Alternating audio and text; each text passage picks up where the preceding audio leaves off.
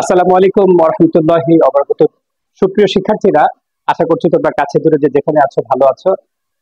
ছেলেমেয়েরা আমরা প্রায় সবাই যারা ইন্টারমিডিয়েট সেকেন্ড ইয়ারে আছি, আমরা প্রায় প্রত্যেকেরই কিন্তু আগামী মাসে তোমাদের প্রিটেস্ট পরীক্ষা শুরু হতে যাচ্ছে। এবং এই প্রিটেস্ট পরীক্ষায় তোমরা যারা ব্যবসা শিক্ষা গ্রুপে আছো, তোমাদের কিন্তু অবশ্যই তোমাদের একটা অঙ্ক বাধ্যতামূলক থাকবে, একটা না দুটো অঙ্ক বাধ্যতামূলক থাকবে, সেটা হচ্ছে আর্থিক বিবরণী। হ্যাঁ, তো আমরা এই আর্থিক বিবরণী প্র্যাকটিস করছি ধারাবাহিকভাবে। আমরা আজকে সমাধান করছি চট্টগ্রাম বোর্ড 2021-এর 2 নম্বর ম্যাথ। আর এটার একটা গুরুত্বপূর্ণ, এটা হচ্ছে চালানে প্রেরিত পণ্য। সবাই খুব মনোযোগ দিয়ে শুনবে। ছেলেমেয়েরা আমার দিকে সবাই লক্ষ্য করো। চালানে প্রেরিত পণ্য বলো কি? যদি শুধু রেওয়া মিলে চালানে প্রেরিত পণ্য থাকে, কোথায়? রেওয়া মিলে, তাহলে সেটা আমরা চলতি সম্পদে পাঠিয়ে দিব। কোথায় পাঠিয়ে দিব? চলতি সম্পদে। যদি চালানি প্রেরিত পণ্য রেওয়া মিলে থাকে আর সমন্বয় যদি এটা সম্পর্কে কিছু বলা না থাকে, তাহলে আমরা এটা কোথায় পাঠিয়ে দিব? চলতি সম্পদে পাঠিয়ে দিব। ক্লিয়ার? বলো, শুধু রেওয়া মিলে চালানি প্রেরিত পণ্য কোথায় যাবে? চলতি সম্পদে। রেওয়া মিলে আছে চালানি প্রেরিত পণ্য ডেবিট পাশে, কোথায় যাবে? কোথায় যাবে? চলতি সম্পদে। চালানি প্রেরিত পণ্য শুধু রেওয়া মিলে আছে, কোথায় যাবে? কোথায় যাবে? কোথায়? কোথায়?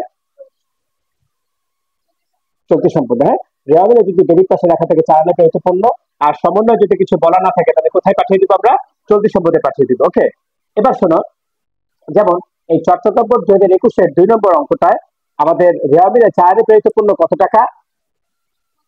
এই দেখো, রেওয়া মিলে চালানে প্রেরিত পণ্য 25,000 টাকা রেওয়া মিলে ডেবিট পাশে, তাই না? আচ্ছা, আর সমন্বয়ে কি বলা আছে?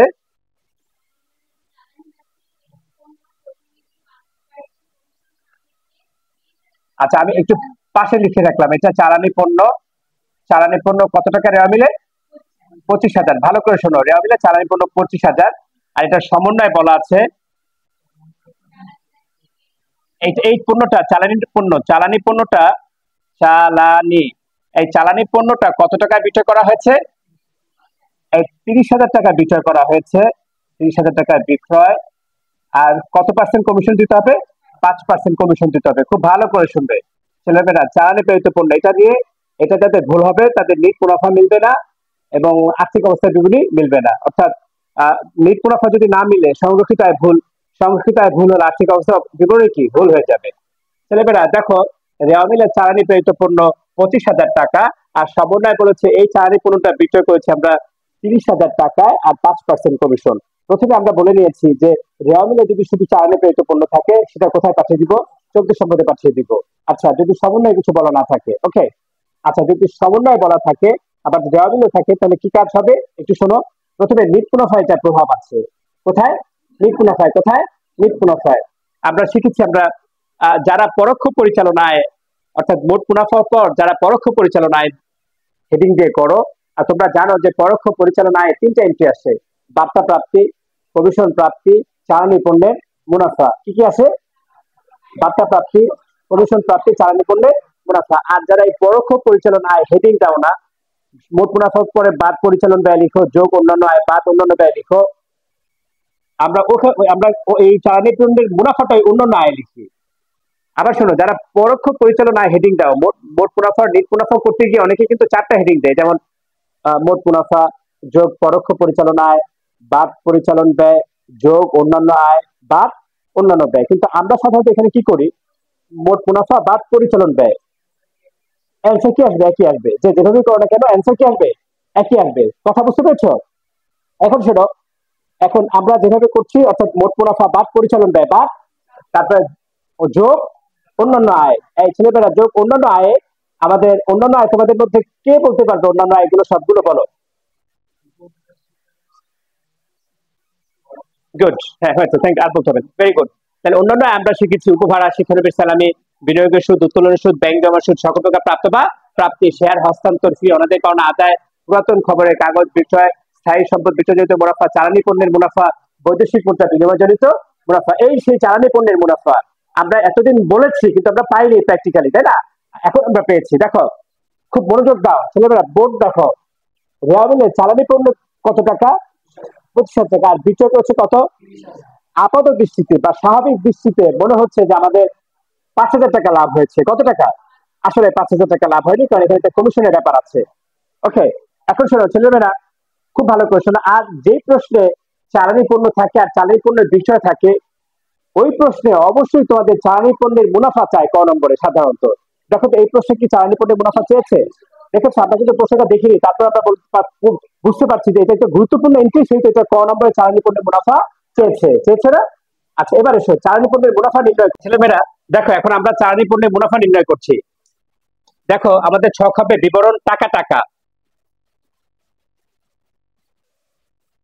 আমাদের ছক হবে কিরকম, বিবরণ টাকা টাকা।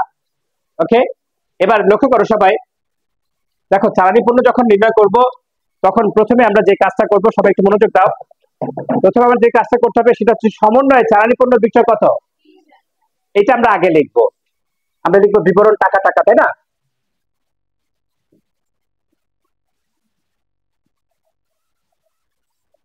প্রথমে লিখবো সমন্বয়ে যে চালানি পণ্য বিক্রয় আছে সেটা, চালানি পণ্য বিক্রয় কত টাকা, 30,000 টাকা, ফার্স্ট কলামে।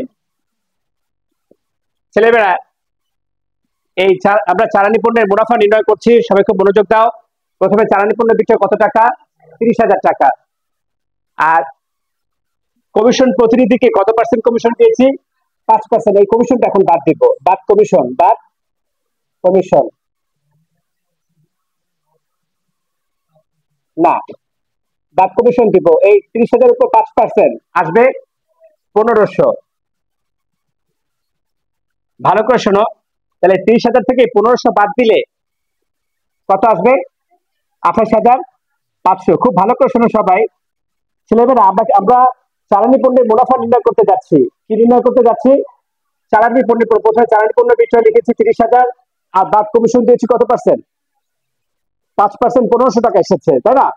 এখন শোনো, খুব ভালো করে শুনবে, এই যে 28,500 টাকা এসেছে চালানি পণ্য বিক্রয় থেকে যে কমিশন বাদ দিয়েছি, বাদ দেওয়ার পর এই যে 28,000 টাকা এসেছে, এটা চলে যাবে আর্থিক অবস্থা বিবরণী চলতি সম্পদে। কোথায় যাবে, খুব ভালো করে শোনো, চলতি সম্পদে চলে যাবে। ক্লিয়ার? এই রেওয়া মিলের চালানি পণ্য কত টাকা, রেওয়া মিলের চালানি পণ্য 25,000। এটা বিক্রয় করে কমিশন বাদ দেবার পর আমরা কত টাকা পেয়েছি, এটা কোথায় চলে যাবে, চলতি সম্পদে। কোথায়, আচ্ছা এবার শোনো, তাহলে আমরা পণ্যটা বিক্রয় করেছি 30,000, আর কত পার্সেন্ট কমিশন দিচ্ছি, 5%। এখন এই রেওয়া মিলের এই চালানি পণ্যটা বাদ দিয়ে দিব, চালানি পণ্য। আচ্ছা রেওয়া মিলের যে চালানি পণ্য ওটা যদি বিক্রয় করি তাহলে ওটা আমাদের কাছে থাকে না, ওটা আমাদের কাছ থেকে চলে যাবে, চলে যাবে না, এই জন্য বাদ দিয়ে দিচ্ছি চালানি পণ্য। কত টাকা এটা ছিল দাম, 25,000। এবার লক্ষ্য করো, এই 25,000 টাকার এই পণ্যটা আমরা কত টাকায় বিক্রি করেছিলাম, তাহলে আমাদের মুনাফা হয়েছে না ক্ষতি? এই 25,000 টাকার পণ্যটা আমরা কত টাকা বিক্রি করছি, 28,500। তাহলে আয় হয়েছে না ক্ষতি, মুনাফা হয়েছে। কত টাকা, 3,500, 3,500। এই যে 3,500 এটা চলে যাবে অন্যান্য আয়, অন্যান্য আয়, অথবা অন্যান্য আয়, অন্যান্য আয়। হ্যাঁ, আবার দেখো, আবার প্রথম থেকে দেখো, প্রথমে আমরা লিখেছি সমন্বয়ের চালানি পণ্য বিক্রয়। এই প্রথমে যে শব্দটা লিখবো সেটা কি রেওয়া মিলের না সমন্বয়, মনে রাখো সবাই, প্রথমে সমন্বয় টাকাতে লিখবো চালানি পণ্য বিক্রয়, এরপরে সমন্বয় কমিশন বাদ দিব। ঠিক আছে, আসবে এই 28,500 টাকা। এই 28,500 টাকা আমরা পাঠিয়ে দিব আর্থিক অবস্থার বিবরণী চলতি সম্পদে। এবার যেহেতু রেওয়া মিলের চালানি পণ্য বিক্রয় করছি, তাহলে ওই পণ্যটা তো থাকবে না, থাকবে, ওইটা আমরা এখন বাদ দিয়ে দিব 25,000। অর্থাৎ এদিকে তাকাও সবাই, এই 25,000 টাকার পণ্যটা আমরা কত টাকা বিক্রি করছি, 28,500। আমাদের লাভ হয়েছে না ক্ষতি হয়েছে, লাভ হয়েছে বা মুনাফা হয়েছে, কত টাকা, 3,500। এটা চলে যাবে অন্যান্য আয়, কোথায়, কি নামে, চালানি পণ্যের মুনাফা। কি নামে, চালানি পণ্যের মুনাফা। এই বরাবর আমরা লিখে দিব চালানি পণ্যের মুনাফা। চালানি পণ্যের মুনাফা কোথায় চলে যাবে, এটা অন্যান্য আয়। কোথায়, ওটা তোমাদের সবাইকে কিন্তু আমি এটা এখন জিজ্ঞেস করবো প্রথম থেকে। 30,000 থেকে কমিশন বাদ দেওয়ার পর যে টাকাটা, সেই টাকাটা চলে চলতি সম্পদে, ওখান থেকে আমরা এই টাকাটা বাদ দিলে যেটা সেটা হচ্ছে অন্যান্য আয়। এই হচ্ছে না, এটা এই যে আমরা বের করলাম এটাকে কি বলে, চালানি পণ্যের মুনাফা নির্ণয়। আর আলটিমেটলি সব শেষে কি বের করেছি, মুনাফা বের করেছি। এটা কোথায় যাবে, আর যদি ক্ষতি হতো কোথায় যেত, অন্যান্য ব্যয়, চালানি পণ্যের ক্ষতি। আরেকটা প্রশ্ন করতে পারো, স্যার এই যে কমিশন স্যার এটা কোথায় যাবে? না, এটা কোথাও যাবে না। এই কমিশনটা কোথাও যাবে না। এটা সাধারণত ব্যবসার প্রাসঙ্গিকতার বাইরে, এই জন্য এটা আমরা কোথাও দিব না। ক্লিয়ার? সবাই কি বুঝতে পেরেছ? আচ্ছা, তাহলে দেখো ছেলেমেয়েরা, তোমাদের মধ্যে কে বলতে পারবে শুধু যদি রেওয়া মিলে চালানি প্রেরিত পণ্য থাকে সেটা কোথায় যাবে? চলতি সম্পদে। আর চালানি পণ্যের মুনাফা কোথায় যাবে? অন্যান্য আয়। আর চালানি পণ্য বিক্রয় থেকে কমিশন বাদ দেওয়ার পর যে টাকাটা সেটা কোথায় যাবে? চলতি সম্পদে। চালানি পণ্য হতে প্রাপ্য নামে চলতি সম্পদে যখন লিখবো তখন কি নামে লিখবো? চালানি পণ্য